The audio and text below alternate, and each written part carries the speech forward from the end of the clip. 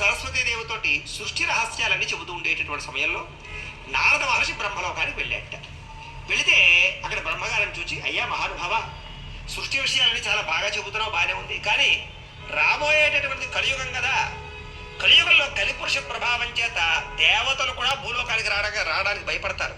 మరి అలాంటి కలిపురుషుడి నుంచి మానవుడు తప్పించుకునే మార్గం ఏంటి, వాడి పాపాన్ని పోగొట్టుకునే మార్గం ఏంటి, వాడికి దుఃఖాలు లేదా సమస్యలు ఎలా తొలగుతాయి అని అడిగారట. అడిగితే ఇప్పుడు బ్రహ్మగారు చెప్పారట, కంగారు పడకయ్యా, సాక్షాత్తు విష్ణుమూర్తి వారు కలియుగంలో వెంకటేశ్వర స్వామి వారికి అవతార స్వీకారాన్ని చేసి భక్తుల యొక్క సమస్త పాపాలు పోగొట్టి వాళ్ళ యొక్క కోరికలు నెరవేరుస్తాడు, కోరికలు తీరుస్తాడు అని చెప్పారట.